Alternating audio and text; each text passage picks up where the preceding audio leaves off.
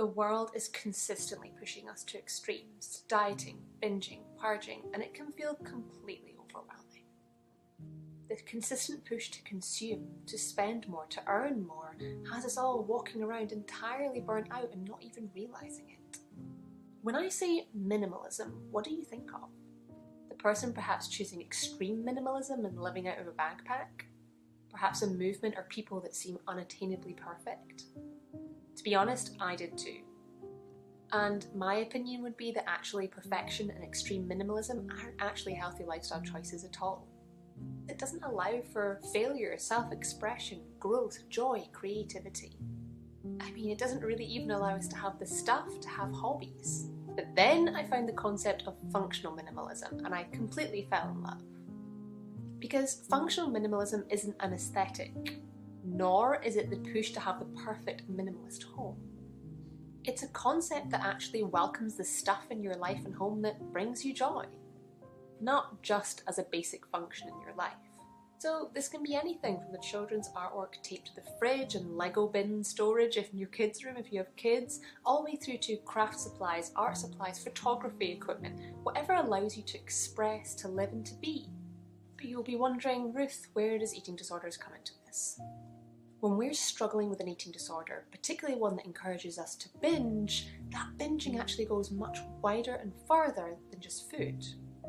Similarly, if your eating disorder encourages perfection, the same rule applies. For example, binge eating disorder is absolutely about binging on food. However, you might already know yourself that that won't just be food, it can be alcohol, overspending, overworking, anything that really allows your brain to detach and self-soothe. Because remember, that's all an eating disorder is, it's a coping mode to help us deal with trauma.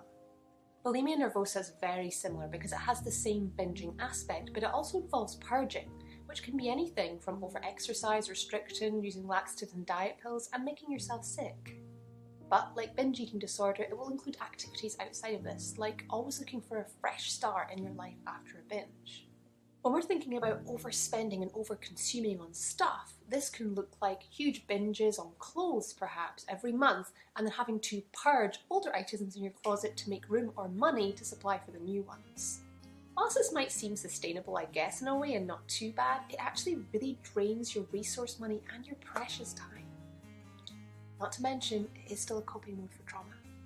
Then, taking things like orthorexia nervosa into account, we might always be looking for perfection in our lives. And yes, that can include in our food choices and being super healthy, but that can also involve chasing aesthetics or perfection in our lives, which is completely unattainable and a huge waste of money. It could also be engaging in activities that you don't really even enjoy, but give you the image of perfection or being put together. When we begin eating disorder recovery, it can be really easy to swap one coping mode for another. For example, swapping binge eating for binge drinking, or doom scrolling on your phone, or shopping for things that you don't need. And by engaging in this, we're actually really hindering our own recovery. Because instead of actively recovering from our trauma, we're just using something else to pretend it doesn't exist. Not to mention, engaging in something like functional minimalism, well, certainly for me, it allowed me to define a bit more who am I, what do I enjoy, what's my personal style. And of course, that will lead to less impulsive purchases, buying things we don't need, because we feel satisfied.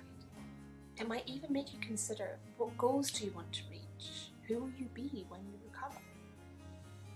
Don't get me wrong, functional minimalism was very trial and error for me, and I didn't get it right the first time. In fact, I do still make mistakes regularly. Whether that be getting rid of a bit too much or buying things still that I maybe don't need. So just please be gentle with yourself during this process. It is a journey and it will take time. Also, figure out what the idea of functional minimalism actually means to you, because I do believe it means something slightly different to everyone. This is my first time in front of the camera, so if you've enjoyed this, please do like, subscribe and hit the notification bell for new videos, because it really does help other eating disorder warriors know that I exist. See you soon, baby. Psst. And just in case nobody's told you today, if you're in recovery, I know you can